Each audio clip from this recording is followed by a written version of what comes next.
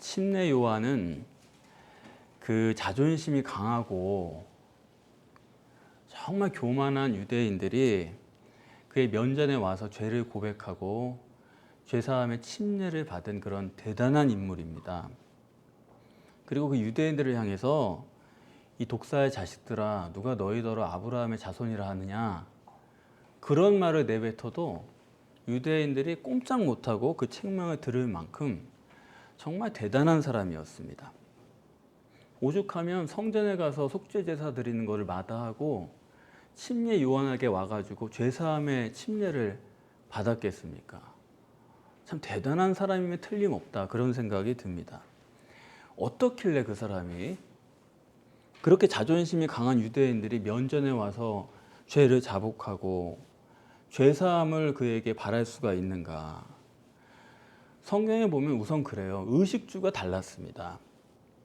옷은 약대 털옷을 입고 가죽띠를 띠고, 먹는 거는 메뚜기와 석청 같은 걸 먹고, 집은 광야에서 지냈다는 겁니다.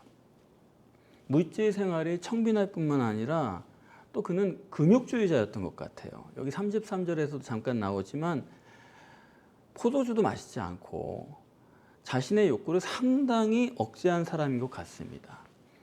자기도 금욕적인 삶을 살고 남들에게도 그렇게 가르치고 또 박애주의를 실천하고 너희 가진 것을 사람들에게 나눠주고 이렇게 가르치고 스스로도 실천하는 그런 사람이었던 것 같습니다. 그래서 요한복음 10장 41절에 따르면은 침례 요한은 표적을 행한 적이 한 번도 없음에도 불구하고 유대인들은 늘 그가 메시아가 아닐까 이렇게 기대를 한 것입니다. 이렇게 보면은 유대교에서 원한 메시아가 어떤 사람인가 하는 것을 우리가 알 수가 있어요. 이런 종교적인 위인, 대단한 종교인이죠. 이런 사람은 유대교에서는 메시아로 기대를 한 것입니다. 코란을 읽어보면은 거기도 침례 요한에 대한 얘기가 기록되어 있습니다. 그 코란에서도 침례 요한을 위대한 인물로 기록을 합니다. 예수님에 대한 기록도 있는데 예수는 그냥 시원치 않은 사람으로 기록해요. 오늘 본문에 따르면 갈대 같은 이런 사람으로 기록을 하고 침례 요한은 아주 대단한 인물로 소개를 하는 것을 볼 수 있습니다.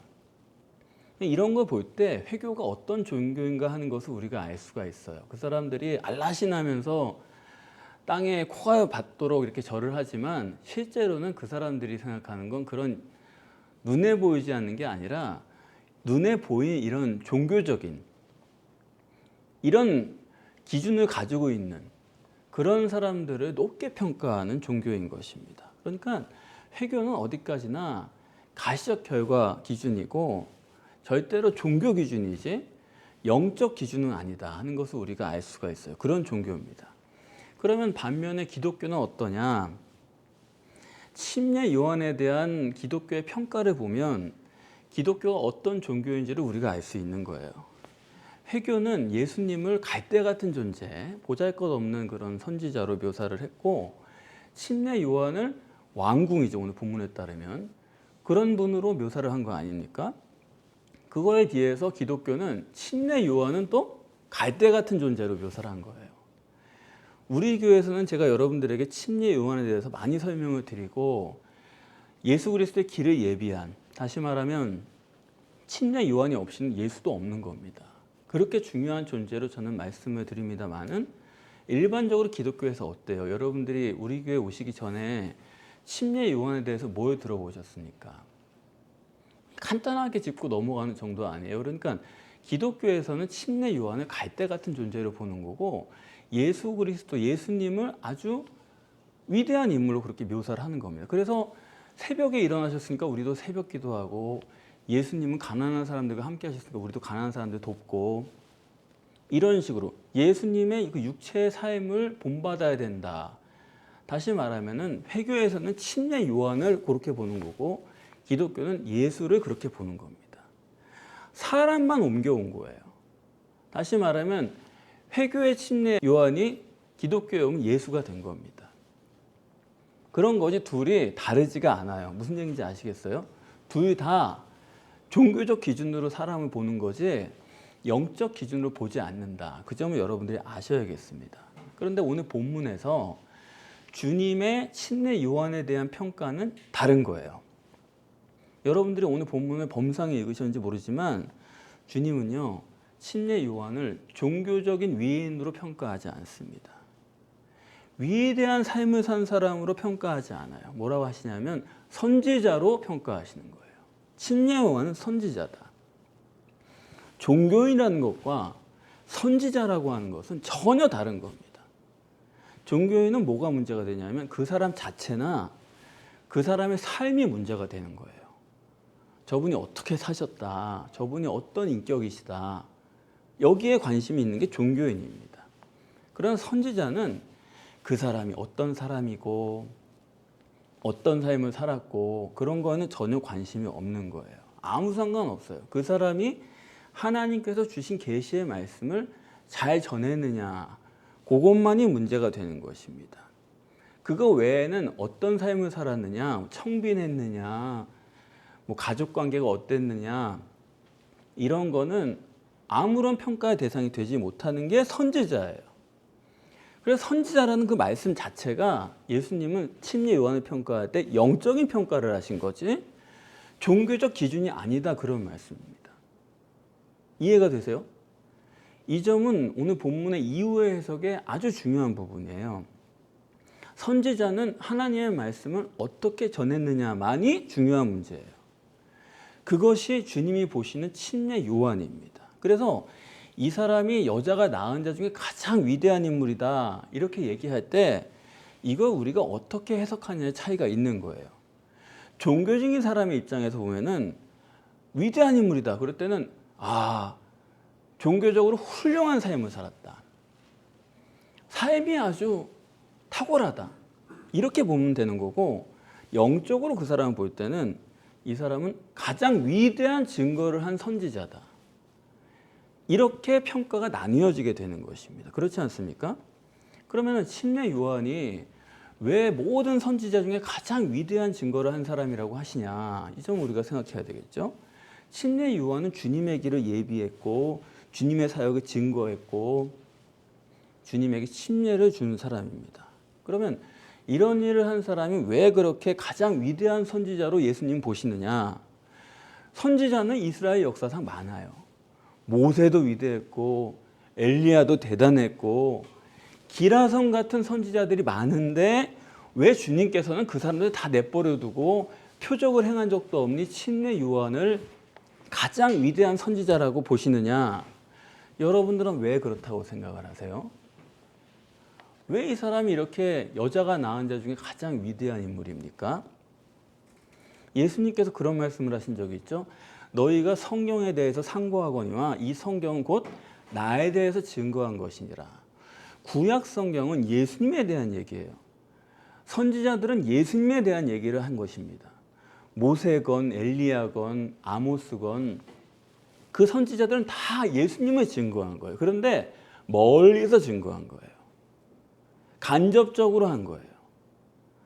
그런데 침례 요한은 직접 예수님을 만나서 곧바로 예수님을 증거한 거예요. 그렇기 때문에 앞에서 아무리 많이 예언을 했어도 선지자의 증거가 있어도 마지막에 침례 요한이 이분이다 하지 않으면은 앞에 선지자들의 모든 증거는 허사가 되는 것입니다. 그렇기 때문에 침례 요한은 구스리 서마리아도 꿰는 사람이에요. 그렇기 때문에 예수님 보실 때는 이 사람의 증거가 가장 위대하다. 이게 없으면 나머지가 다 허사가 되니까요. 그래서 예수님은 위대한 인물이다, 이렇게 평가를 하신 것입니다. 종교적인 인물이 아니라 위대한 증거자다. 자, 그런데 오늘 본문이 이렇게 침례 요한의 얘기를 먼저 시작하고 있지만은 침례 요한을 빌어서 하고자 하는 실제 본문의 목적은 예수 그리스도에 관한 얘기입니다. 침례 요한을 어떻게 보는가 하는 것처럼 주님을 어떻게 봐야 하느냐 하는 거예요. 주님을 코란처럼 종교인으로 보느냐, 위대한 삶을 산 사람으로 보느냐, 아니면 선지자로 보느냐, 그 문제입니다. 성경에 여러분 보시면 사람들이 자꾸 예수님더러 선지자라고 그래요. 갈릴리에서 온 선지자다, 어떤 선지자인 것 같다, 자꾸 선지자라고 그럽니다.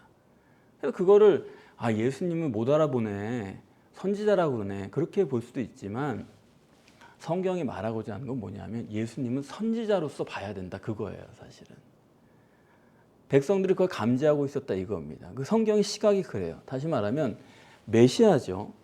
그 메시아를 볼 때는 우리가 선지자적인 관점에서 봐야 된다는 게 성경의 메시지예요. 메시아는 세 가지 아닙니까? 똑같이 기름 부음 받은 사람인데 왕이 있고 제사장이 있고 선지자가 있어요.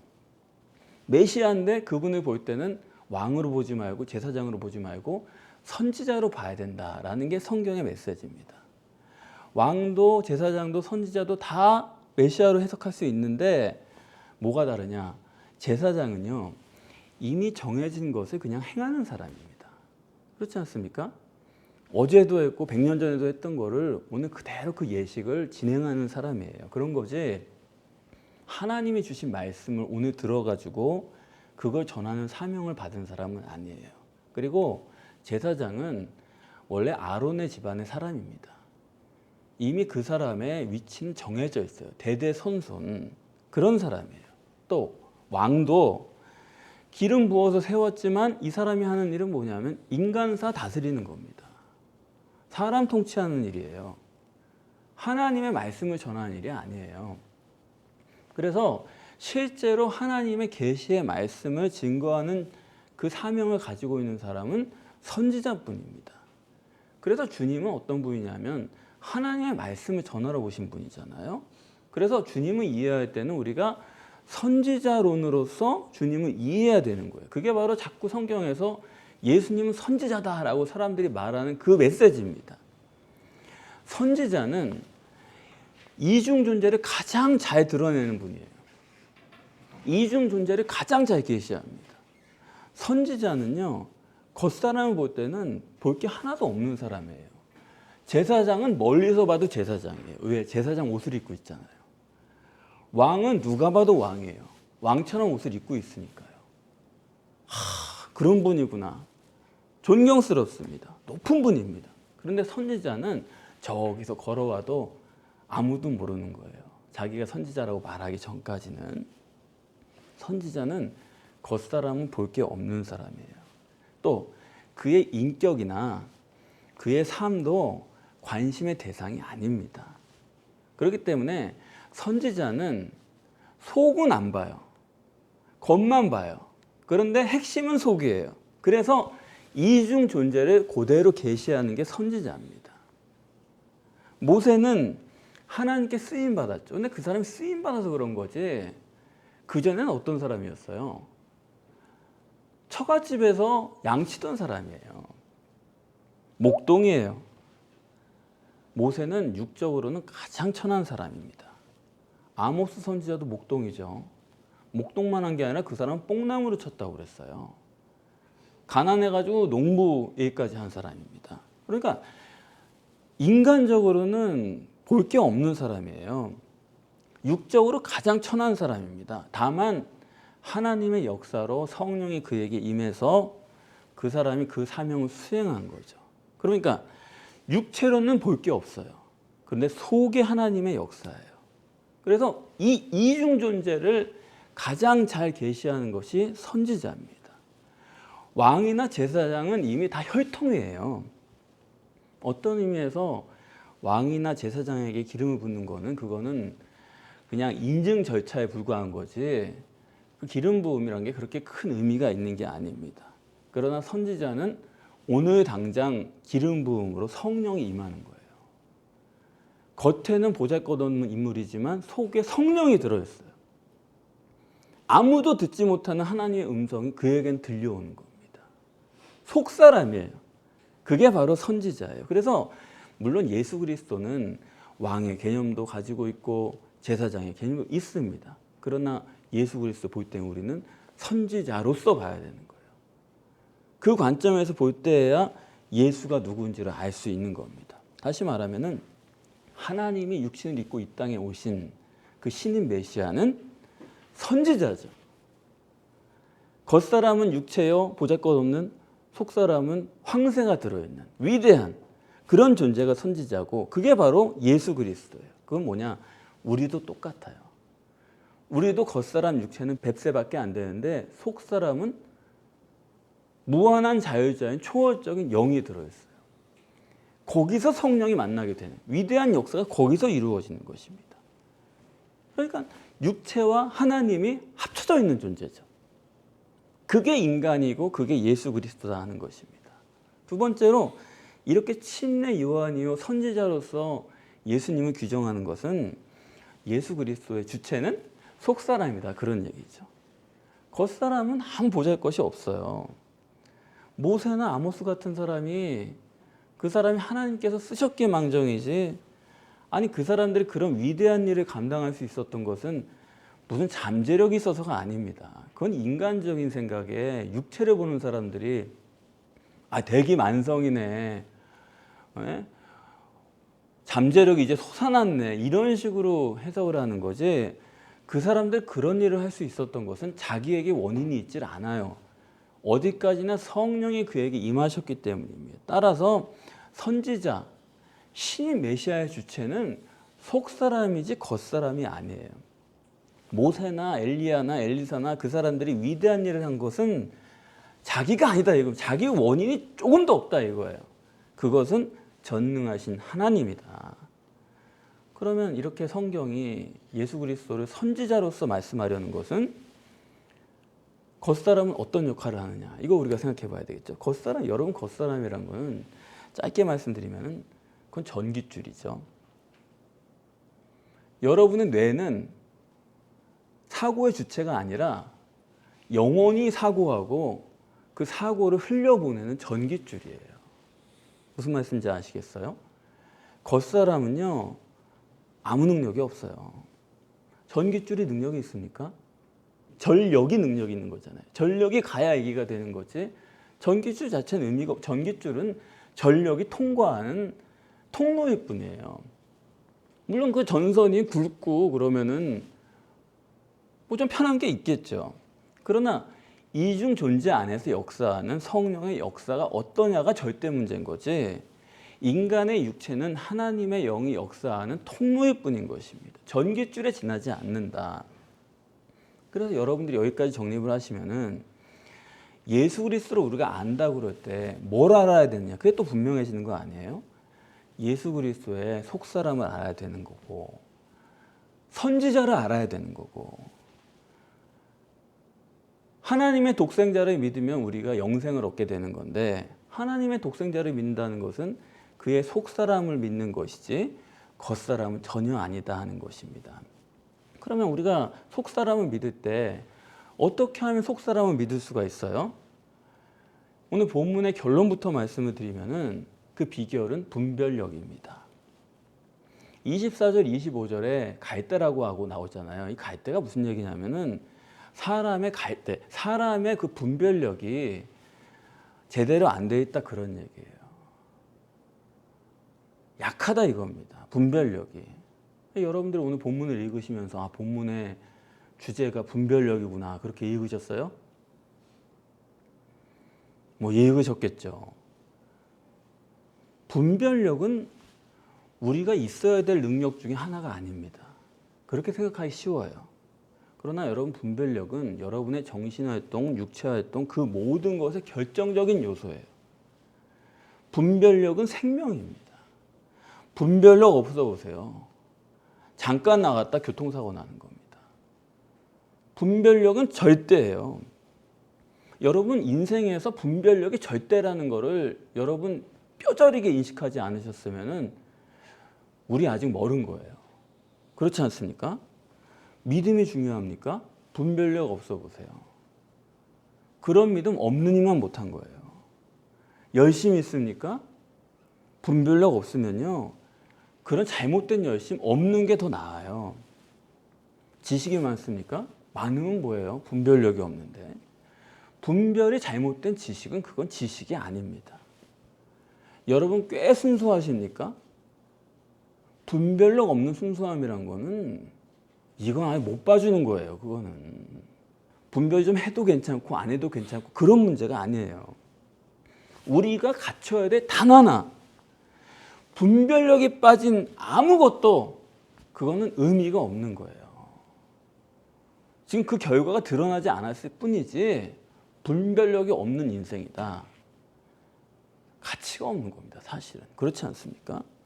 왜 성경이 선악과라고 불러요? 그거를. 그냥 금단의 열매 그렇게 불러도 되는데 왜 선악과라고 불러요? 먹을 거 먹지 말 거를 분별하라는 거예요. 그게 생명이라 이거예요. 그게 인간에게 준 한 가지입니다. 되는지 안 되는지 그거를 상실한 게 원죄예요. 분별이 없는 사람은 그거는 죽었다 이겁니다. 산 게 아니라 이거예요. 우리가 성경이 왜 안 보여요? 읽어도? 분별이 다 죽었어요. 여러분 그 점을 아셔야 됩니다. 성경이 안 보이는 이유는 안 보여도 괜찮은 게 아니에요. 배우면 되지가 아니에요. 안 보이면 절대로 안 되는 거예요. 여러분 성경을 아무리 살펴보셔도 예수 피로 죄사함 받으면 구원받는다는 구절은 한 군데도 없어요. 두 가지를 연결해서 이을 수도 없는 내용입니다. 그런데 누군가 그걸 만들어가지고 제시한 거예요. 2000년 전에. 이렇게 해야 되겠다 해가지고 아마 그때 피해 제사를 드리던 그런 제사장들이겠죠. 그런 사람들이 로마가 기독교 국교를 만들면서 많이 유입돼가지고 제사장 노릇을 했으니까 그런 사람들이 피로 제사함 받아야지 구원받는다라고 하는 논리를 만들어서 사람들에게 얘기했는데 전 지구상에 30억 명이 넘는 기독교인들이 그걸 다 의심 없이 받아들이는 겁니다. 왜 그래요? 오직 성경이라고 그러면서 간단합니다. 분별이 죽어서 그런 거예요. 여러분 내가 꽤나 똑똑하다고 생각을 하십니까? 그렇지 않아요. 실제로 그렇게 우리가 똑똑합니까? 우리가 아는 거 요만큼 아는 거잖아요. 그거 가지고 그냥 살아가는 거지 우리가 알긴 뭘 알아요. 그거 산다고 해가지고 우리가 분별이 있다고 생각하면 곤란한 거예요. 분별이 죽어버렸기 때문에 오직 성경이라도 전혀 다른 걸 받아들이고 있는 겁니다. 그래서 어떤 사람들은 자꾸 예수님 태어나기 전에 예수님 계시기 전에 태어난 사람들은 구원 못 받아 어떡해요. 십자가를 그걸 믿어야 되는데 그걸 질문이라고 하는 거예요. 구원의 법칙은 예수님 전에도 똑같았고 예수님 후에도 변한 게 없습니다. 보이지 않는 하나님을 실제로 보이게 하기 위해서 오신 분이 예수님인 거지 구원의 법칙은 같아요. 그러니까 그때 십자가가 없었다고 해가지고 구원 못 받는 게 아니다 이겁니다.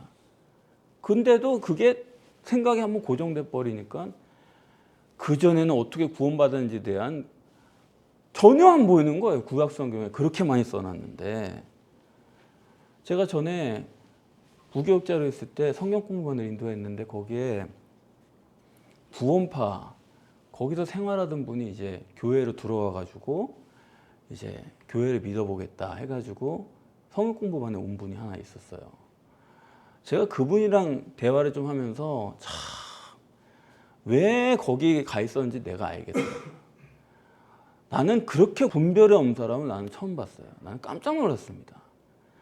아, 이단에 가 있는 사람이 이런 문제가 있구나. 분별이라는 게 아예 없는 사람. 공부를 못한 게 아니고 공부 잘하는 사람이에요. 근데 분별이 없어요. 목사님, 이게 구원파에서 제가 듣던 테이프인데 목사님도 이걸 한번 들어보시고 좀 판단을 해보시죠. 한 줌을 쌓아갖고 온 거예요, 테이프를. 거기서부터 말하기도 싫더라고요. 이렇게 분별이 없나, 사람이. 해야 될 거, 안 해야 될 거를 아예 모르는구나. 이 분별이 없다는 거, 그 상태로 예수를 믿는다는 게 믿으면 뭐합니까? 모르는 거 자기가 믿어요? 아닌데, 그분이 아닌데 그걸 자기가 믿으면 그게 믿음이 되는 겁니까?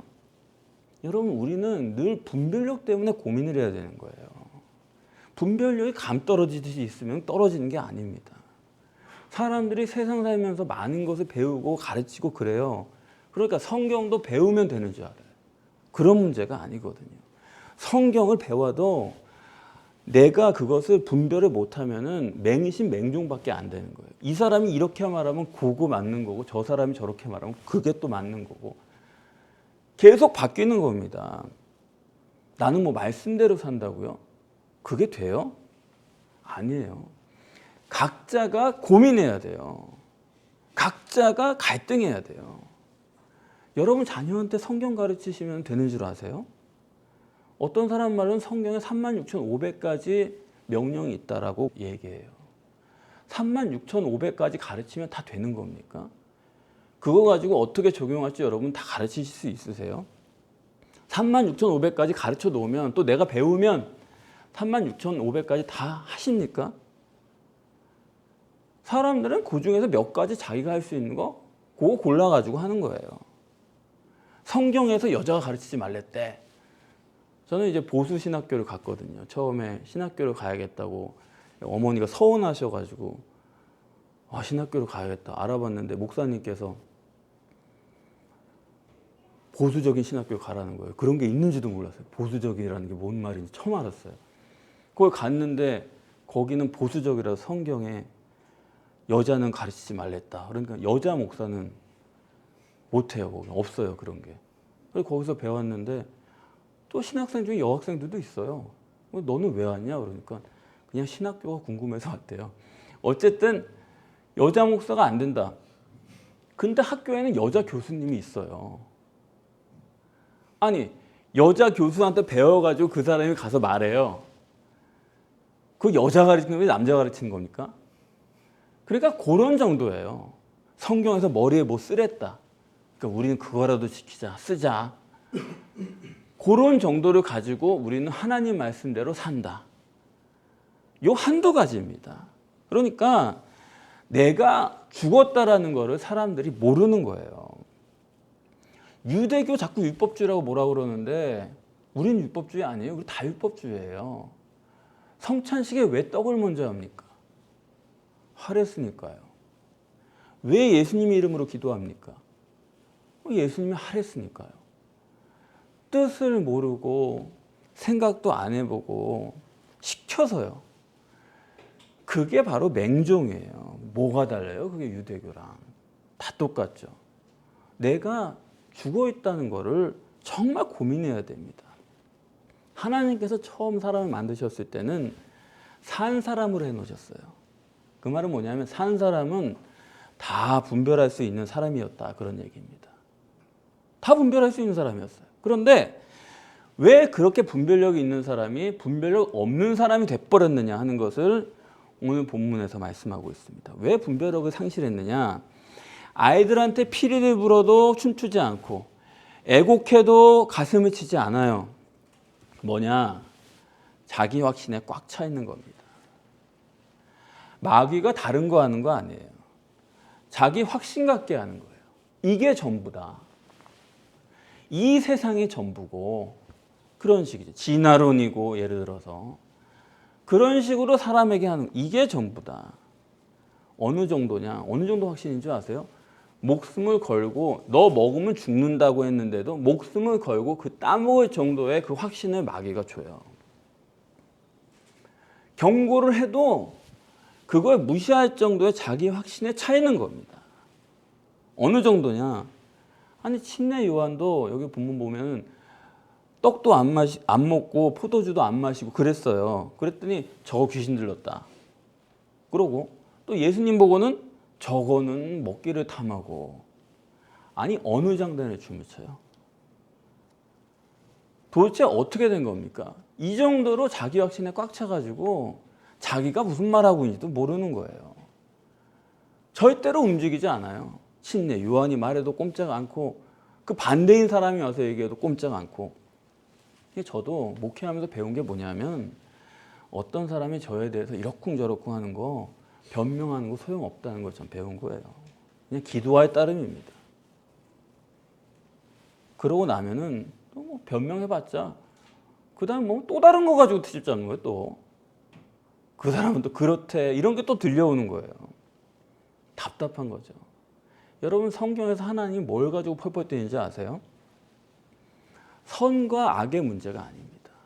그런 거 가지고 하나님께서 뭐라 그러시지 않으세요. 왜? 인간은 그런 존재니까. 어쩔 수 없으니까. 하나님이 펄펄 뛰시는 거는 자기 고집. 강팍한 사람. 아무리 뭐라 그래도 꼼짝 않는 거예요. 그리고 오죽하면 하나님께서 이스라엘 백성들 출애굽시켜가지고 뭐라 그래요? 저것들 다 멸망시켜 버리겠다 그러잖아요. 모세 너 하나 가지고 새롭게 시작하겠다 그러잖아요. 그때 모세가 하나님 말렸으니까 망정이지. 얼마나 고집이 세면 하나님이 멸망시켜 버리겠다고 합니까? 자기 확신에 차 있는 사람은 우물한 개구리죠. 그게 크든지 적든지 간에 그게 뭐 들쑥날쑥할 뿐이지 자기 확신에 꽉 차가지고 우물한 개구리인 사람 수두룩합니다. 젊은이건 늙은이건 마찬가지예요. 젊다고 뭐 다른 것도 없고 저는 그동안에 젊은 사람한테 영감을 받은 적이 거의 없어요. 손에 꼽아요. 두 번 영감을 받은 적이 있어요. 그러니까 젊다고 해가지고 거기 뭐 뾰족한 게 있는 게 아니죠. 그렇지 않습니까? 지금 전 분야에 온 세계 전 분야에 요구되고 있는 게 창의력이거든요. 그렇죠? 창의력이 뭐냐 말씀드릴게요. 창의력은 분별력의 문제입니다. 그 점을 알아야 됩니다. 우리가 이 세상에 있는 모든 것을 의심하고 볼 수 있어야 돼요. 그게 창의력이에요. 이제껏 해왔으니까 그게 맞다. 그건 아니에요. 이 세상은 지금 극단으로 치닫고 있거든요. 한쪽으로는 맹신맹종이 그로 달려요. 아주 종교란 게 없어질 줄 알았는데 더 종교적이 됐어요. 맹신을 하는 거 좋아하는 거예요, 사람들이. 그러면 또 한쪽으로는 창의력. 그게 엄청 강조되는 세상이잖아요. 저는 여러분들에게 혹시 창의력에 문제가 있다? 만약 그렇다고 한다면 저는 납득이 안 가는 거예요. 왜냐하면 우리 복음은 2000년 동안 해온 거를 쌍무시하는 건데요. 아니 하나님이 살아계시고 오늘 현재 나와 함께 계시는데 내가 왜 앞에 있는 사람들의 말을 고지고대로 듣냐. 하나님이 하실 일이면 오늘 나에게 말씀하실 수 있는데 내가 왜 남의 책을 공부하냐. 앞에서 했던 게 뭐냐 도대체. 아니 인간의 역사라는 게 오늘 현대에 있는 내용도 우리가 바로 알 수가 없습니다. 왜냐하면 하도 다르게 얘기하고 거짓말을 하기 때문에. 2000년 전에 무슨 일이 있었냐 이거예요. 지금 있는 이것을 완전히 의심하지 않으면은 우리는 사실을 알 수가 없는 것입니다. 그러니까 2000년을 의심해 본 거죠. 무슨 기라성 같은 신학자들이 어땠고 저도 조직신학을 공부했기 때문에 그거 다 공부했어요. 읽고 나서 결론이 아니 예수님과 가까운 시대에 있었던 그런 사도들 그 사도들의 제자들 하는 말을 들어보면은 이게 도대체가 무슨 기독교야 이게 뭐야 엉터리 같은 소리를 써놓은 거예요. 그러니까 전통이란 게 도대체 어떤 의미가 있느냐 저는 거기에 상당한 의심을 갖게 된 겁니다. 그걸 의심해보고 보니까 아 이거는 예수님과 가까운 사람의 문제가 아니고 이건 성경관의 문제구나. 성령의 역사의 문제일 뿐이다라는 것을 알게 된 거예요. 그렇기 때문에 저는 우리 복음 자체가 가장 창의적이라고 생각을 합니다. 그렇게 생각하지 않으세요? 기존의 것을 맹신하고 맹종하는 것은 그건 분별이 아니죠. 그 분별이 뭐가 필요해요? 그냥 외우면 되는 건데 모든 사람이 고칠 수 있다고 하는 의학이라는 게 그게 맞냐? 이렇게 운동하면 좋다고 하는데 그게 운동 방법이 맞냐? 학습을 이렇게 하면 공부 다 잘한다고 하는데 그게 맞냐? 그게 과연 맞냐 이거예요. 이걸 의심해 봐야 되는 거예요. 자기를 부인하고 자기를 의심하고 세상을 의심하고 자기를 질문하고 세상을 질문하고 거기서부터 시작되는 거예요. 그런 부인과 의심이 없으면은 거기는 창의력은 아예 없는 거죠. 그렇지 않습니까? 남의 꼭 그대로 외워가지고 하려면 그게 못하러 무슨 의미가 있어요? 그게 우리 인생에 남의 거 외우려고 우리가 태어났습니까? 그렇지 않아요? 그러니까 인간이 자기 영혼을 가장 소중히 여기는 거는 의심해 보는 거예요. 나 외에는. 그렇지 않습니까? 그래서 여러분이나 저나 이제 늙어가는 처지니까 야, 뭐 창의력이란 게 그게 뭐 젊은 사람들에게는 해당되지 우리에게는 아무 의미 없는 얘기다. 아니 그래요? 앞날이 창창한데 무슨 말씀을 하시는 거예요? 창의력이에요. 여러분 자녀들도 뭐 지금 좀 공부 잘해요? 그게 무슨 의미가 있어요? 분별력이 안 돼 있는데. 그거 다 나중에 허물어지는 문제예요. 공부 잘하는 것이 되는 문제가 아니에요. 더군다나 우리 기독신앙에서는 분별력이 없으면 그거 아무 의미 없어요. 예수 그리스도가 선지자로 오셨다라고 오늘 본문에서 강조하는 것은 뭐냐? 영적인 분별이 아니면은 구원도 안 된다는 뜻이에요. 영적 분별입니다. 열왕기상 22장에 보면은 북왕국의 아합 왕이 남왕국의 여호사밧이랑 힘을 합쳐가지고 아람 사람들이랑 싸워요. 전쟁하러 나가려고 하는데 여호사밧이 그래도 신앙이 조금 있는 사람이어가지고 우리 선지자들 불러가지고 한번 좀 들어보죠. 그래요. 그랬더니 아합 왕이 자기 나라에 있을 때니까 알았다고. 그래가지고 선지자들 불러 모읍니다. 이 전쟁에 대해서 하나님의 뜻이 뭐냐 듣고 싶다. 아주 수백 명이 모여요. 근데 그 사람들이 이구동성 뭐라고 그러냐면 자기들이 하나님께 들어봤는데 이번 전쟁은 반드시 승리할 테니까 염려하지 말고 왕이시여 나가십시오 그러는 거예요. 그러니까 그러냐고 기분 좋았는데 여호사밧이 조금 찜찜해가지고 아니 그래도 뭐 다른 얘기하는 사람 없습니까? 한 사람 없습니까? 그러니까 아합 왕이 뭐 한 사람 있는데 맨날 나한테 부정적인 얘기만 하고 그 사람은 안 돼요 그래요. 그러니까 그래도 한번 불러보시죠. 중요한 문제인데 부릅니다. 오니까 그 사람이 미가야 선지자예요. 그래가지고 어떠냐 물어봐요. 이번 전쟁 어떻게 보냐 그러니까 이 사람이 나가시라고 전쟁에서 틀림없이 승리한다고 그러는 거예요. 처음에는 나는 이 장면을 보면서 꼭 저 같다는 생각을 했어요. 저도 그러거든요. 아닌 걸 알면서 반대로 얘기할 때가 저도 좀 있거든요. 왜냐하면 안 될 걸 아니까 이 사람이. 그래가지고 나가라고 그래요. 그랬더니 아합왕이 저 거짓말 한다고. 아합왕도 아는 거예요 금방. 네 진심을 말해라. 그러니까 미가야가 사실대로 말합니다. 이번 전쟁에 나가면 당신도 다 죽는다. 난 모르겠고 하여튼 나가려면 나가라. 그런 식이에요. 그러니까 시드기야라고 하는 선지자 한 사람이 나오더니만 미가야 뺨을 때리는 거예요. 하는 말이 아니 나한테 역사하시는 성령이 언제 너한테 가가지고 다른 말을 하느냐 그러거든요. 심각한 얘기죠. 성령에 의한 건지 마귀에 의한 건지 여러분 어떻게 알아요? 방언하면 성령입니까? 병 고치면 성령이에요? 말 잘하면 그게 성령입니까? 그게 구원이 돼요? 이거를 우리는 분별해야 되는 거예요. 그 분별이 없으면 교회 다니고 예수 믿는다고 해도 구원이 없는 거예요. 그거 하나 분별을 못하면 어떻게 예수 그리스도를 알고 믿어요? 그게 영생인데. 그래서 분별이 많지만 가장 어려운 건 영적 분별이에요. 영분별이에요. 이런 걸 놓고 우리는 이 어려운 과업을 놓고 그걸 가지고 우리는 천국 가겠다고 하는 거거든요. 그러면 이걸 우리가 대강할 수 있어요? 일상의 삶에서도 얼마나 우리가 따져보는데 이렇게 어려운 영적 분별을 대강하면 되겠냐 이겁니다. 그래서 우리가 자녀들에게도 어려서부터 얘가 어떻게 하면 모든 부분에서 분별할 수 있는 아이가 되게 할까? 내가 그걸 어떻게 하면 도와줄까? 그걸 생각해야 돼요. 여러분 다른 건 다 잊어버리세요.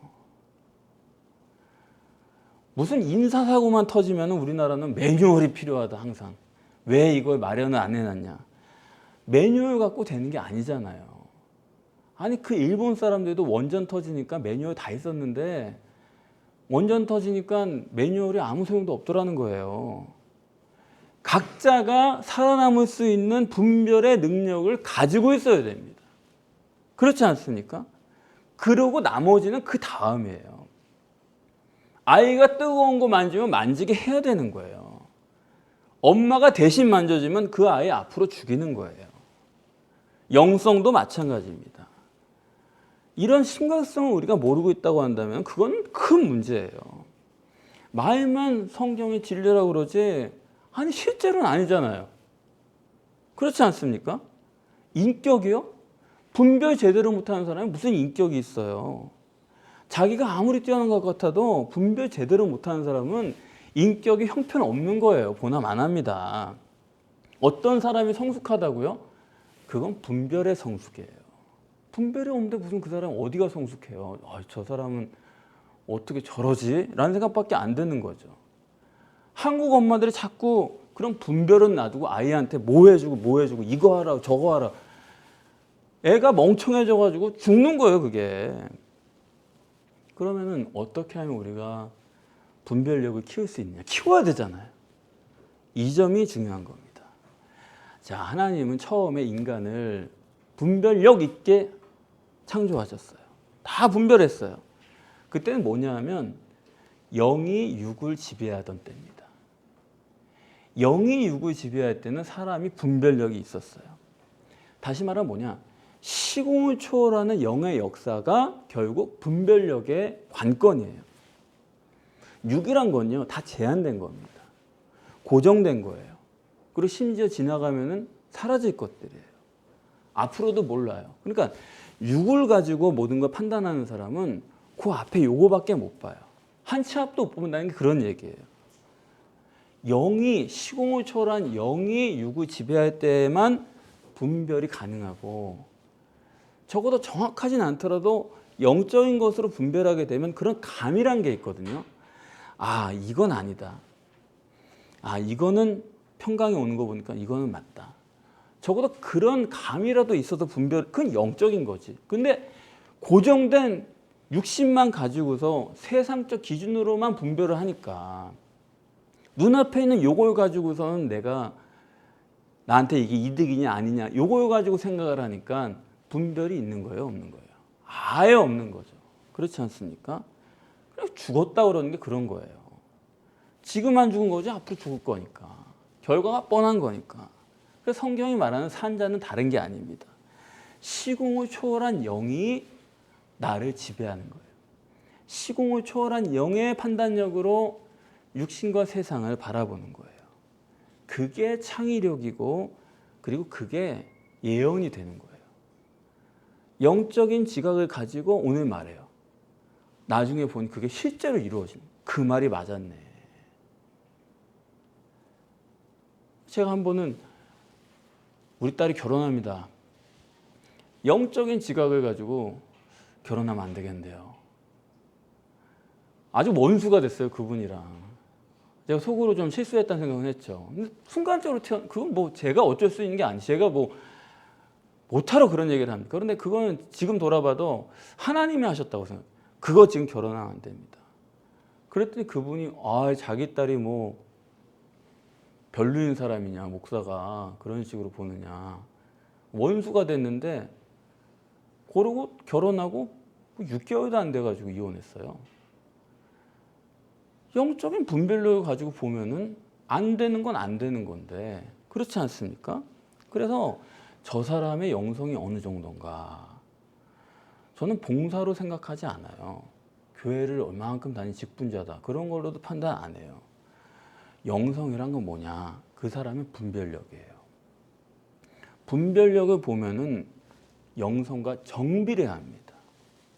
여러분 자꾸 얘기해서 죄송한데 성경이 안 보인다? 여러분 분별에 심각한 문제가 있는 거예요. 그걸 아셔야 돼요. 그게 그냥 내가 모르네 그런 게 아니에요. 더 보면 되겠지 그런 문제가 아니라고요. 분별하지 못하는 자유를 방종이라고 하는 거예요.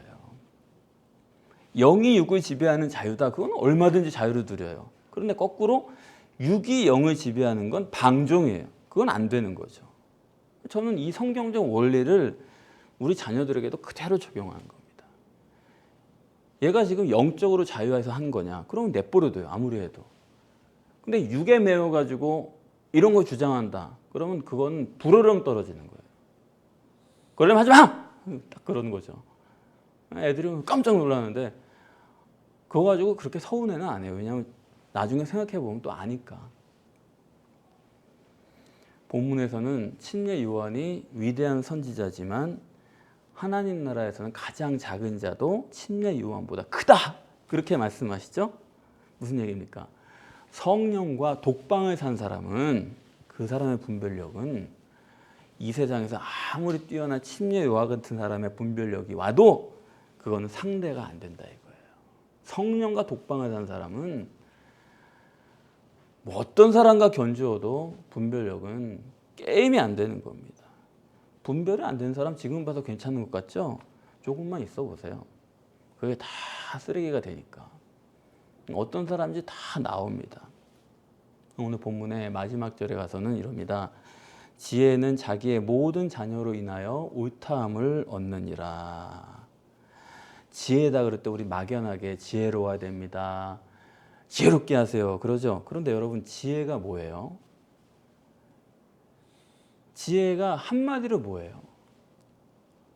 오늘 본문은 지혜라고 말하지 않고 지혜를 실체적으로, 지혜라고는 막연하잖아요. 여러 가지 같잖아요. 지혜를 실체로 말하기 위해서 그걸 지혜의 자녀다라고 표현을 했어요. 구체적이죠. 지혜의 자녀는 뭐냐? 지금 제가 쭉 말씀드린 것처럼 분별력이에요. 지혜의 실체는 분별력입니다. 분별력을 빼고는 지혜가 없어요. 그런데 성경은 지혜를 말할 때 하나님은 지혜의 근본이시다 그렇게 말하잖아요. 하나님이 지혜예요. 그런데 여기 지혜의 자녀라고 했어요. 지혜의 자녀는 분별력이고 지혜의 자녀는 하나님의 자녀입니다. 하나님의 자녀가 된다는 건 다른 게 아니에요. 영적 분별을 할 수 없는 사람은 아직 하나님의 자녀가 아닌 거예요. 이 점을 깊이 생각해야 됩니다. 분별은 영이 육을 지배하는 것이기 때문에 영이 육을 지배하려면 육신을 부인해야죠. 자기를 부인하고 육체적인 생활을 부인하지 못하는 사람은 죄송합니다. 분별 근처에도 못 가는 거예요. 다 판단이 있어서 그런다고 생각하시지만 아니요. 영이 육체를 지배하지 못하는 한은 여러분은 분별이랑은 상관이 없는 분들이 되는 거예요. 예수 그리스도는 이 분별의 모범입니다. 예수 그리스도는 속에 하나님이 거하시면서 날마다 분별력을 키워가신 분이에요. 어려서부터 그 지혜와 키가 자라나셨다 그랬잖아요. 그 안에 분별력이 자라나신 거예요. 그게 예수 그리스도예요. 분별력이 자라난 그가 메시아예요. 분별력이 구원이에요. 그래서 여러분 이제 남은 생은 오직 하나, 분별로만. 여러분 아무리 여러분이 성숙하셨어도 남을 배려하는 그런 분별을 못한다. 그거 정말 곤란한 거예요. 오늘 병원을 갔는데, 문병을 갔는데 집사님이 자기 아이를 데리고 왔어요. 같이 2학년짜리 애를 데리고 왔는데 다른 환자도 같이 있었거든요. 병실에. 그런데 거기 누가 누워 있었냐면 초등학교 아이가 다리가 부러져가지고 거기 누워 있는 거예요. 그랬더니 집사님이 문병은 여기 왔는데 아이를 보니까 아유 저거 불쌍해, 저 어떡해, 저거 누워가지고 얼굴 아유 저 얼마나 힘들었으면 저렇게 얼굴이 저랬어, 뭐 이런 얘기 하는 거예요. 그랬더니 옆에 따라온 아이가 엄마 허리 쿡 찌르면서 마음 상해. 그 분별도 안 되면은 여러분 몇 학년입니까 우리가? 2학년짜리도 그런 얘기 하지 마. 누워있는데 마음 상해. 그게 안 돼가지고 무슨 문병을 한다는 게 그렇지 않습니까? 종말 때 남을 배려하는 그런 분별이 있을 뿐 아니라 영적인 분별에까지 이르는 여러분이 되시기를 바랍니다. 지혜의 자녀라 불릴 것입니다.